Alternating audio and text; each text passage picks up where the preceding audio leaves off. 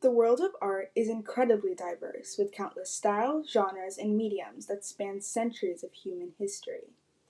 One of the most fascinating aspects of art is the uniqueness of an artist's style.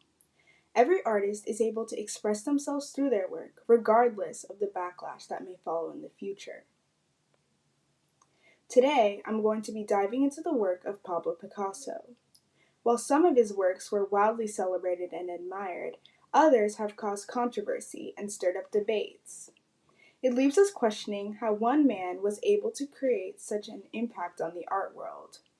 Who was Pablo Picasso, and why should his legacy be praised? This is the case of Pablo Picasso. In his early life, Pablo Picasso was born on October 25, 1881. In the city of Malaga, Spain, he was raised by a family of artists. From a young age, Picasso showed a remarkable talent for drawing and painting, and by the age of 14, he had already mastered the basics of classical art. In 1895, Picasso's family moved to Barcelona, where he attended the School of Fine Arts. He quickly became bored with the traditional curriculum and began to experiment with his own new styles and techniques. In 1900, he made his first trip to Paris, where he developed an increasing interest in the avant-garde movement. He was also exposed to the work of French Impressionists and Post-Impressionists, which had a profound impact on his development as an artist. As Picasso's style continued to evolve, he was introduced to several artists and writers like himself. Pablo collaborated with a fellow painter named Georges Braque, and the two were able to pioneer the beginnings of the Cubist movement.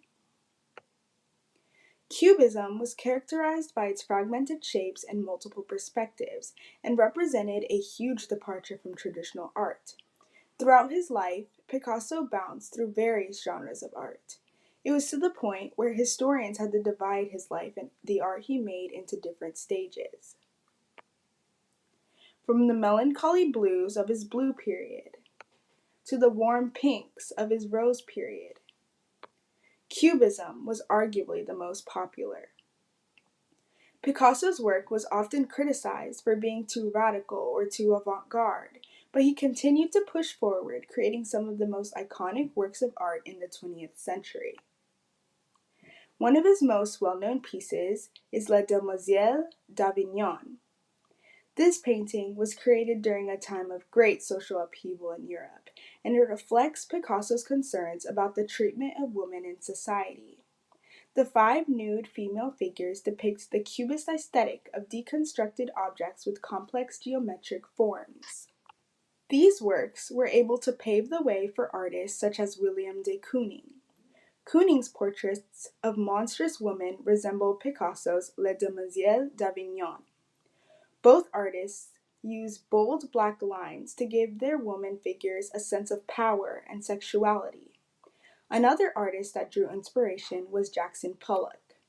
Pollock's work from the 1950s also abandoned traditional painting for a more childish and liberated style. He turned Picasso's Cubist figures into wild splatters of paint.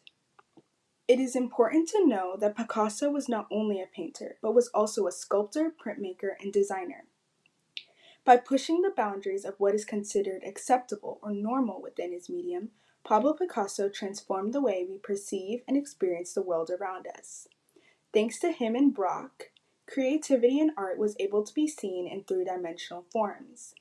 The uniqueness of Cubism was not just a matter of personal expression, but was an essential element that defines the very nature of art itself. Picasso died on April 8, 1973, at the age of 91, leaving behind an extraordinary legacy and over 50,000 artworks that continue to influence artists across the globe today.